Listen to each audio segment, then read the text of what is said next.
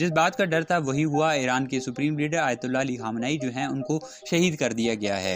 इससे पहले western media ने जब ये खबरें चलाई तो ईरान की जो गवर्नमेंट थी उसने इसको डिनाई कर दिया था, लेकिन अब ईरान का जो स्टेट मीडिया है वो इस बात को حسینی و कंफर्म कर चुका है कि دائمی و ईरान के supreme خستگی leader Ayatollah Ali Khamenei ناپذیر जो हैं वो शहीद हो चुके روح हैं। उनकी بلند शहादत و उस वक्त हुई ملکوت जब वो अपने ऑफिस के अंदर मौजूद थे, उनके ऊपर मिसाइल्स और ड्रोन के जरिए ये अटैक किया गया था। अब इस अटैक के अंदर जो है वो सिर्फ अकेले खुद शहीद नहीं हुए, साथ उनके 2 फैमिली मेंबर्स जिनमें उनकी बेटी भी शामिल थी वो भी शहीद हो चुकी हैं।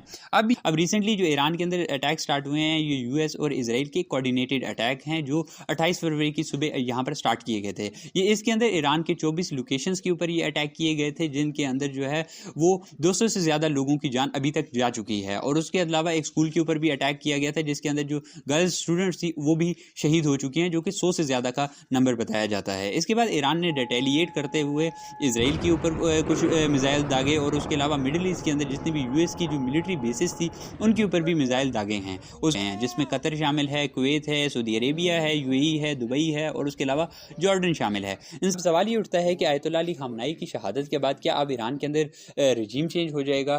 तो ऐसा बिल्कुल भी नहीं है। पहले तो ईरान आयतुल्लाह अली खामनेई जो थे उनकी जो एज है वो पहले ही 86 साल की थी। वो 1989 से ही रूल कर रहे थे और काफ़ी ज़्यादा बुजुर्ग हो चुके थे, तो उनकी डेथ कभी ना कभी तो होने ही वाली थी। ये तो अल्लाह का फजल है कि उन्हें रमज़ान के महीने में इस तरह की शहादत नसीब हो गई है। पहले तो ये कि ईरान के अंदर कोई डिक्टेटरशिप नहीं है कि एक लीडर वहाँ पर रूल कर रहा है और वो मार दिया जाए तो उसके बाद चीज़ें ख़त्म हो जाएंगी। असल में ईरान के अंदर एक पॉलिटिकल सिस्टम काम करता है। वहाँ पर प्रॉपर तरीके से इलेक्शंस वगैरह होते हैं और चीज़ें प्रॉपर तरीके से चलती रहती हैं। और 3 लोगों को तो पहले ही वहाँ पर नॉमिनेट किया जा चुका है और उनमें से कोई ना कोई अभी सुप्रीम लीडर बन भी जाएगा आने वाले टाइम में। इनमें एक आयतुल्लाह अली खामनेई का एक बेटा भी शामिल है और 2 और मिनिस्टर्स भी इसके अंदर शामिल थे। उसके अलावा अब ईरान के अंदर जो पावर डायनेमिक्स हैं वो कुछ इस तरह से काम करते हैं कि ईरान की जो आर्मी है ना उसके अंदर एक यूनिट बनाई गई है रेवोल्यूशनरी गार्ड्स के नाम से। अब ये जो गार्ड्स होते हैं ये वहाँ पर जो बड़ी बड़ी जो ऑयल रिजर्व्स हैं, जो बड़ी बड़ी कंपनीज हैं, कंस्ट्रक्शन कंपनीज हैं, उनको कंट्रोल करते हैं और इनका काम यह है कि जो 1989 के अंदर जो रेवोल्यूशन आई थी उसको प्रोटेक्ट करना इनका काम है।